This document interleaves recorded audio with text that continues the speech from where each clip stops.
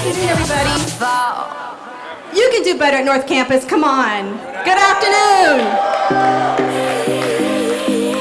My name is Professor Carmen Bucher, and with me is Professor Kate Noonan, and we are the co-advisors of the Access Creative Arts Magazine here at North Campus. And we're really happy that you're here with us today to present our 13th issue, which is in your hands. This publication have received hundreds of submissions of poetry, prose, photography, art, digital graphic design from students from this campus. We also received pieces in Spanish, English, and Creole. This year we continue collaborating with Professor Eric Cornish, who I would like to introduce. Professor Cornish, who is our graphic design co-advisor. Professor Gomez and Professor Frisquet. Are they here? Our art and philosophy faculty, who also helped submit many of the student works in this magazine. All right, so this year, Access students chose to focus on the theme of the beautiful gradual descent from life to death, a theme that recurs in the prose, the poetry, the photography, the sculpture, the artwork for this issue. The theme is also evident in the organization of the issue as pieces evolve. And now we would like to introduce our Access officers for this year. Priya Prashad Singh, our president. Yay, Priya. It's also her birthday, so wish her happy birthday. Christian Candelier, our vice president, who is here somewhere. He's coming. And Mirna Fuentes, who is our treasurer. So I believe Caitlin Menendez is also here. I think I saw her. She's our secretary. I don't know if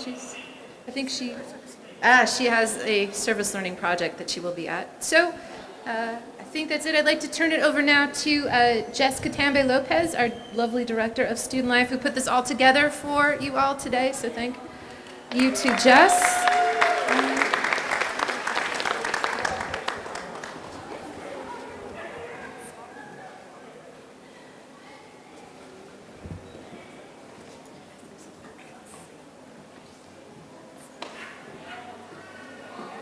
So good afternoon, everyone, and thank you so much for joining us for this awesome Access kickoff and Shark Chat Student Forum. So we've got a really special treat for you. As many of you know, Shark Chat is our student forum here at the North Campus that happens on the third Wednesday of every month right here at the Breezeway in Building 4000. And it is your opportunity as the students of our campus to share your voice, because you are one of the most powerful populations in Florida and, in fact, in our nation. You are the students who will be the leaders of tomorrow.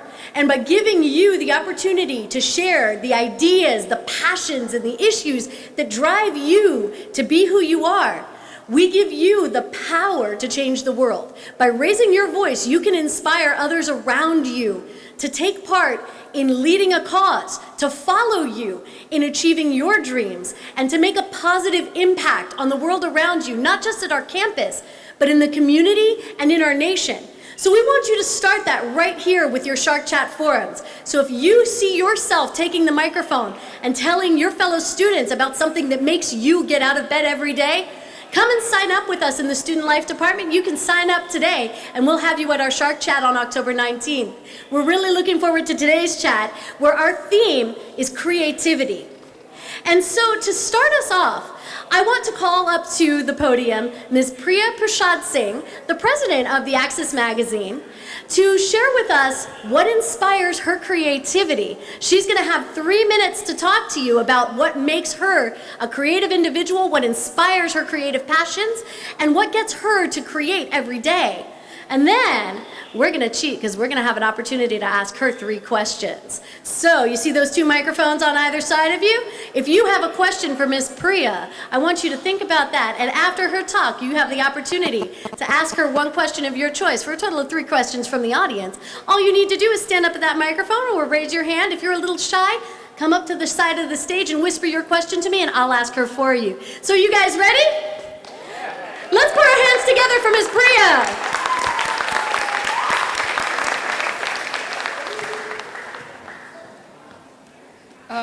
Here? Okay. Hi, everyone. So again, My name is Priya Prashad Singh. I'm the president and editor-in-chief of Access Creative Arts Club and Magazine, which I'm so excited to be because I absolutely love what we stand for. So creativity. My dream is to become a photojournalist for National Geographic and inspire people through my photos to help change the world, to know that you can make a stand with just your voice. You know, you may be just one person, but all together, I mean, look at this. This is absolutely amazing. This is amazing. I don't even know how many people are here, but together you are all interested in this one magazine that we worked so hard in putting together for.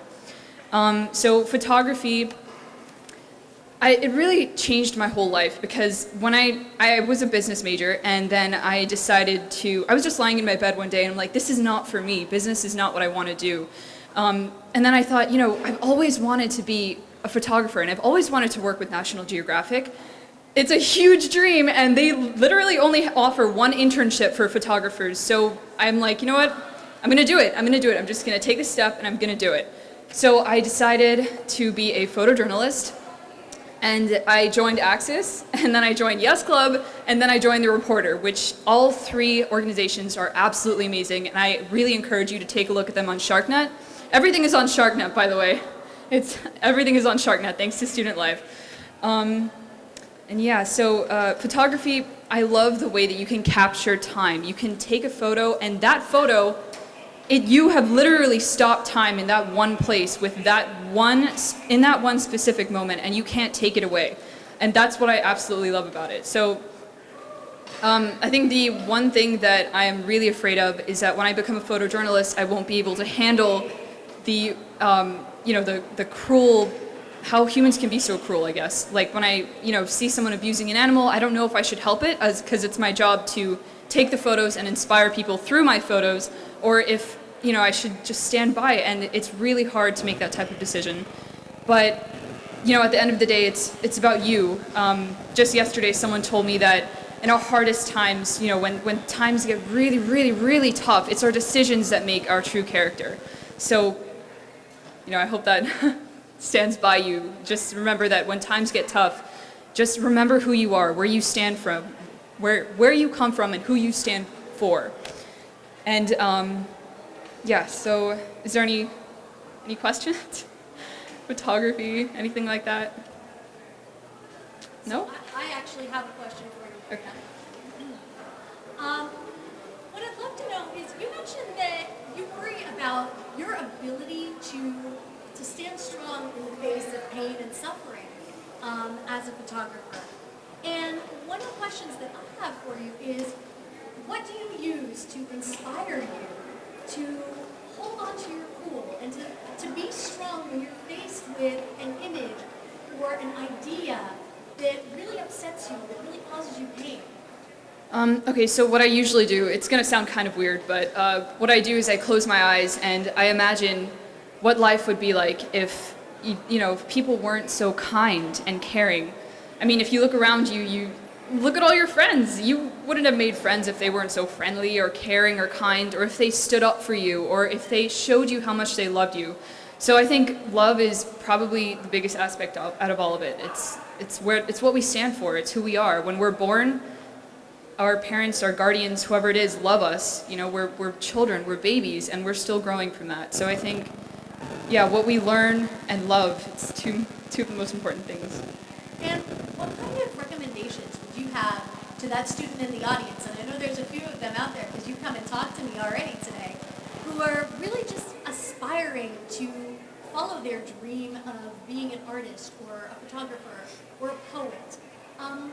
What advice do you have for them? Okay, yeah, so I get this question a lot because, being a photojournalist, the industry is really, really tight. So just remember that people can give you all types of advice. They'll tell you not to do it. It's not, you don't get a lot of money from it, or not to do it. It's a waste of your time. But just remember that whatever makes your soul burn or whatever keeps you alive is what you need to work for. It's your passion. It's who you are. You shouldn't give that up because someone says that you can't do it. That's my advice. You work hard. You work really, really, really hard, and also, give yourself a break because I've been there and I've burned out a lot. So, just make sure you have that type of balance in your life and you work for what you stand for. Awesome. Awesome. I think we've got a question from the audience here. Hello, Priya. Hi. My question is, as editor-in-chief, what are some of the responsibilities you had, and maybe you can talk a little bit about the organizational structure of Axis? Oh, okay, great. Well, I've only been editor-in-chief for a month, but I absolutely love what I do. The people that I work with are so inspiring, and they keep me grounded. And that's another thing that I love about Axis. We help promote you. So, you'll submit us your pieces, and then what we do for free is we publish them and then send them out to students who are interested in this for free. So, we support you fully. You come talk to us, we'll be right behind you all the way. And yeah, so did that answer your question, or was that? Yeah, okay. And we've got time for one more question, Spider-Man right here. Hey, you said that you wanted to work with Natural Geographic, right? Yes. All right. Is that your ultimate goal, or do you have something after that that you're like in the back of your head? Oh my gosh. Okay, so I guess National Geographic is probably my ultimate goal. I mean, right now getting into UF is the first step, and then I plan it out from there.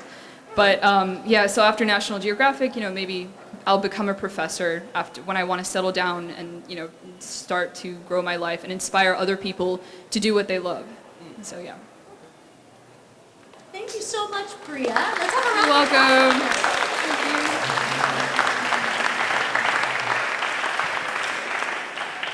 So, part of being a creative person means that you're not only inspired by what's around you, but you're inspired by the people around you. And so, to talk a little bit about how being part of a group has had a positive impact on them, I'd like to invite Ms. Myrna Fuentes to come up and talk about her creative experiences. Let's give her a round of applause. Hello, Jazz. Hello, Myrna. So, you pitched the idea that being part of a larger group has had a positive impact on your life. Can you tell us a little bit about that experience through Axis? Well, I got really curious about whether I should just go straight home and just see the events, go to events. But I got really curious because I had a professor one time saw my artwork. She's like, "Oh, you could submit it to Axis magazine," and I did that. And one of the members, the president, was Kat of last president, and she told me about, "Oh, you should just go to the meeting and see how it goes." And it was in the spring. And in the spring, I was very curious. So I went to the meetings. They were critiquing different artworks and poems. And I just literally bolted in, and I told them honestly what I think of each and every piece that they critique. And I decided to be a member because I think I made a difference to me, and I made a difference to others. And I believe that if you're in a bigger group, you're not just a part of the group, you're a whole. Instead of having 4 people, it becomes 1 people. And I believe that if you work together, you will succeed anything. Awesome, thank you, Nina. So, of course, I have some questions for you. And I'm sure that there's a couple of individuals in the audience who probably have some questions for you as well about your experience. So one of the things that I wanted to know was what inspires your creativity? Well, my environment inspired my creativity. Ever since I was little, I was very observant, and I like drawing things I see. And what makes me creative is that I like having my own style. For example, my favorite color is red, so I use red in my every time I wear outfits, or I just use red to represent courage and love. My creativity does also start by the people surrounding me. I become stronger and more confident when I have more friends. Back then, I had friends, but I felt as I was lonely and I didn't really do much, even though I passed all my classes. But just by joining Axis magazine shows me that I could be a much stronger person and more confident enough to speak out and tell others that they should join the club, because it will make you change your schedule, it will make you change your life view. And for those students who are feeling a little shy or a little nervous about joining a club or joining Axis magazine and becoming a published writer or a published photographer, what advice do you have for them? My advice is that you shouldn't follow your fears. As my art teacher always say, be fearless and just do it, regret later. But my advice is that right now I'm on stage and I'm nervous, but yet I am confident enough to tell you guys I'm nervous. So I have a crazy question for you. You mentioned that you like to wear the color red, Right. to help inspire you. So can you tell us a little bit about why you chose the color red to represent courage? Red as in courage because ever since I was little, I fantasy red because red could be in different hues from light into dark, and what red has is different kind of shades. And sometimes pink means love, sometimes dark red means oak trees, or red could be also empowerment that makes you want to look different and be unique. That's awesome, thank you. So I have a challenge for all of you out there in the audience. I want you to think about the next time you are facing your fears or facing a challenge, or the next time that you remember someone that you love who needs your support. And let's show how courageous we are by wearing red once a day, once a week, once a month, just to remind ourselves how powerful we are. So I'm challenging all of you guys, join me next month in October, and let's wear red for Shark Chat on the 19th to show how courageous we are and how powerful we are by raising our voices. I'm hoping that Myrna, you'll come join us next month, and let's see everybody wearing red to show their courage. What do you guys think? Can you do it? Awesome. So Myrna, thank you so much for inspiring us to conquer our fears. And I know you've been really brave today by coming up here and taking the microphone. So congrats to you. Thank you, Jess, and thank you all for coming. Let's have one more round of applause for Myrna.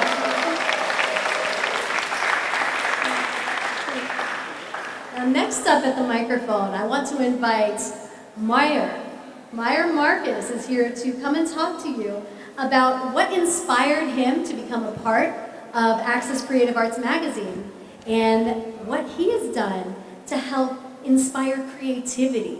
So, Meyer, the floor is yours. Thank you.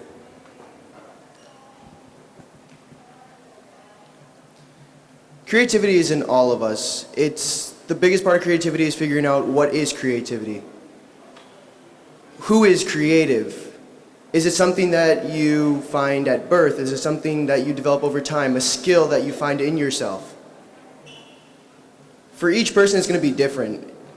Not everyone's going to be suddenly able to draw amazing pictures and take amazing photographs like Priya, but everyone has something that they're good at. So, Meyer, when it comes to creativity, can you tell us what has inspired you to be creative? The biggest inspiration is the people around me, the people who support me constantly with everything I do. Whether it be I make a piece of jewelry that is different or to some people weird or sometimes even great, but the people around me always tell me that I'm doing an amazing job and everything I'm doing is going to get better. And how do you express your creativity? Through jewelry. I make bracelets, necklaces, and a variety of other earrings and whatnot, but it's been a long time in the making and I'm still in the very, very early stages. Can you tell us a little bit about your creative process when you sit down to create a piece of jewelry? What's the first step and what do you do? Well, first I have to figure out where I am emotionally, mentally, what I want to express in the piece. It's not what I want to take from other people, it's what I want to show from within myself. What I want to be able to share my thoughts, my feelings with the people around me. And when it comes to creating your jewelry, what does that represent to others? Well, that's translated differently by everyone. Not one person is going to say, this means a certain emotion, let's say love to me, and the other person is going to say hate, but both of them are right. It's a matter of how they feel about the way I feel, how they see what I'm trying to express. That's awesome. Thank you. And out of curiosity, when it comes to the jewelry that you're expressing yourself through, the artistic style that you see, is there any one person or thing that inspires each of those? Or is it all something that you develop from within? From time to time, there is one person that will show me something, a new technique, a new style, and I will want to replicate something with my own design. But for most of the pieces, it's more what I want to do, how I want to do it, and whether it can come out sloppy, it can come out amazing, but it was my idea and my design. And I think we have a question in the audience. I'm wearing red early, so sorry. I just wanted to ask you, you're saying some people start realizing they're creative when they're born, when a certain event happens. What was the turning point in your life where you realized, oh, I can express myself through jewelry? Was it like, when you turned 13, 16, you did something with your dad, something like that? So it was actually not that long ago. My mother is a jeweler and an artist, and my uncle is an artist as well. And both of them paint. That's what they do primarily. My mother does jewelry from time to time. And I've tried painting, and it's just not my thing. It does not turn out well. And for a little while, it was kind of depressing almost, because you see them making these amazing pieces. My uncle's pieces end up in buildings all over New York. And I'm just sitting there trying to draw a car, and it's not even coming out. And then I saw my mother making jewelry one day, and I asked her, how are you doing that? So she went back and taught me from the very beginning some very basic knots. And I started learning with string, and I saw immediately that I had a knack for it. And it was only a couple years ago that I noticed it, and from there I just kept on working on it. Okay. And out of curiosity, Meyer, could you tell us a little bit, you said you started by working with string. What materials go into creating your jewelry? There's metal wire, beads. It really varies from piece to piece. Some pieces, there's one piece I made years ago that I actually wear still today. It's one of the first pieces I ever made. It's made of a string that is non-flammable. So when you actually light it, it melts. And because of that property, it never will break. It can constantly it can fight everything. And I leave that on my arm and I never take it off. And it reminds me that no matter what's happening around you, the situation, that you're strong enough to go through it and survive.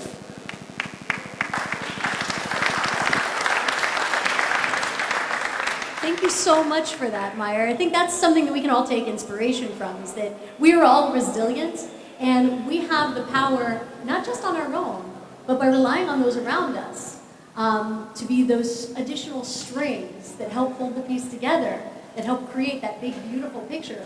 We all have the resilience to overcome any challenges, like you said. So thank you so much for sharing that with us, Meyer. You're welcome. I really appreciate it. And I'd like to actually invite Professor Carmen Bucher and Professor Kate Noonan to help us introduce our student readers who are going to be sharing some of their beautiful written works. So I hope you guys are really excited about this, because I can't wait to hear some of our students read what they have done and share with you. We're actually going to turn this over to Priya, who is going to lead you through some of the readings with some of the students. Thanks. Hi, everybody, again. Okay.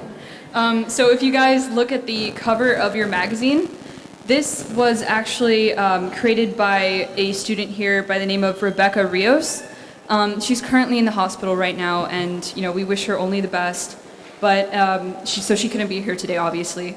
If you turn to the first page, this one right here, you can read along with me if you'd like.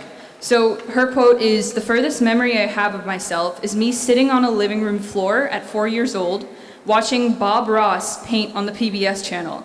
I remember thinking at that moment, that's going to be me." Okay, so Rebecca was born in Miami and of Puerto Rican and Belizean descent. Rebecca Rios is an art education major, currently attending Miami-Dade College. Yay! She enjoys painting, reading, creative writing, and playing volleyball over the weekend. She strongly believes that her deep fondness and love for art will motivate her to do bigger and better things in her future. She hopes to transfer to Florida International University, and once she has received her associate in arts degree. Abidin Vagabond is a two-part diptych assemblage piece that uses no references. Part 1 is focused entirely on restriction, so that's the first cover. Individually, we are intrinsically possess small worlds full of beautiful and boundless possibilities, but somehow we become chained and caged by society's roles to experience them. We're sometimes affected by the tales of deception from society at such a young age, hence the caged baby boy, you see right here, and a girl. Part 2 focuses on the release of control, which is the back. When we relinquish the powers society has engraved in our minds, control ceases to be an obstacle. We realize then it is okay to let our minds wander. We are allowed to explore our own imagination and be nomadic with it. Sometimes even the furthest, darkest parts can be the most spectacular. So that was Rebecca, and I really do hope that you guys like the piece. We worked, and this magazine, we worked really, really hard on it last year. And so I'm going to introduce we're going to actually read a couple pieces from the magazine. So now we would like to present some of the pieces from the new issue. I would like to ask, is Christine Pope here by any chance? Christine Pope? Okay. Well, Myrna Fuentes is going to read her piece. Her piece is called Nature Raindrops, and it's on page 14.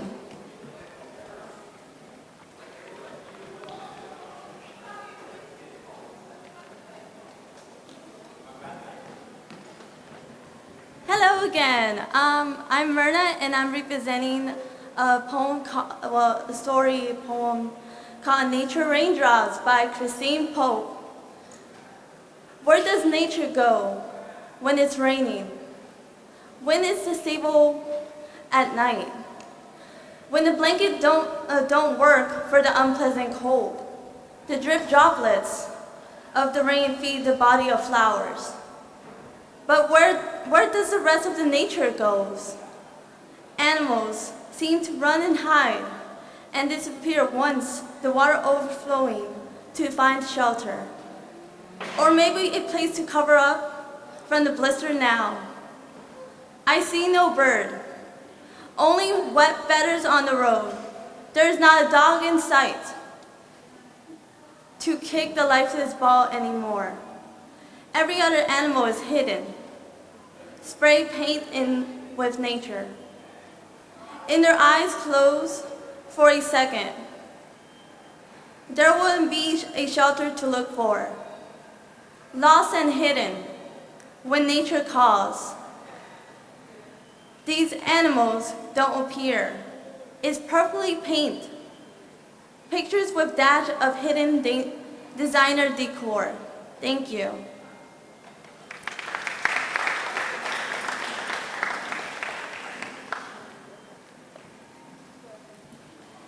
Next up is Momo, or Monique Rios, who is going to read Disaster by Maria Cruz, and that's on page 58.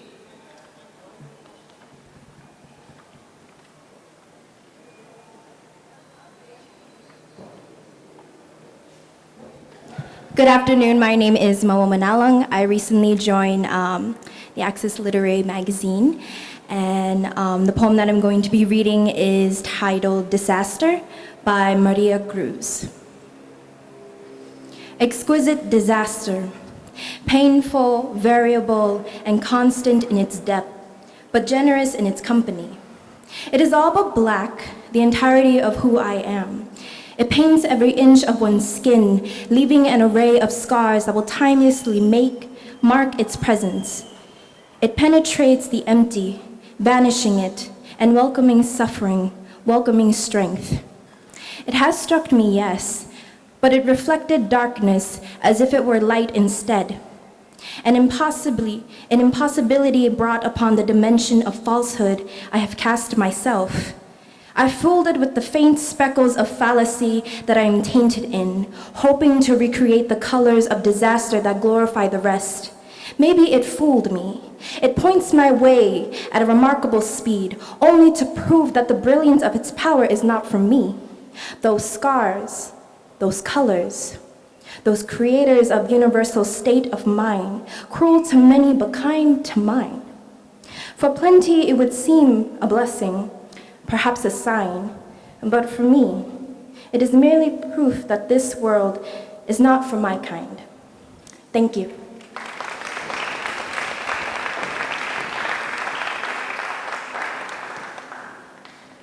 And here to present his own piece is Jerron McKinney. It's called Death Sentence, which is on page 51.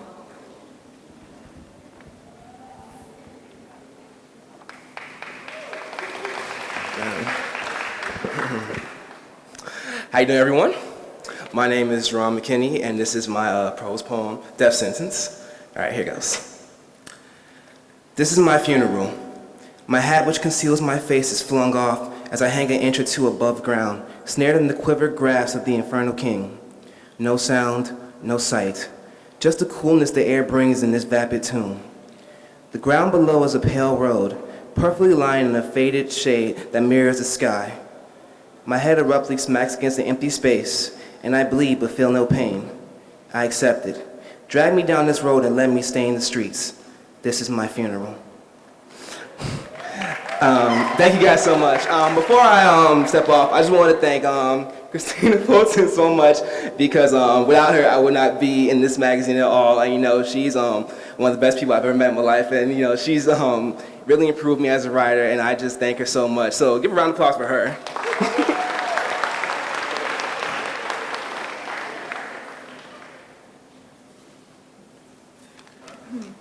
Okay, so we would like to take a moment to thank the campus administration, the English department, Student Life for supporting us, and to Professor Bucher and Professor Noonan for everything that they've done for us. So you guys are more than welcome to enjoy free refreshments. We have subs and cupcakes, and also before you go, really quickly, so Access is located in room 7321, and we are always open to you guys. We might not always be there, but our email is right on the door, so if you ever have any questions, just contact us, and submission forms are right outside the office as well. So thank you.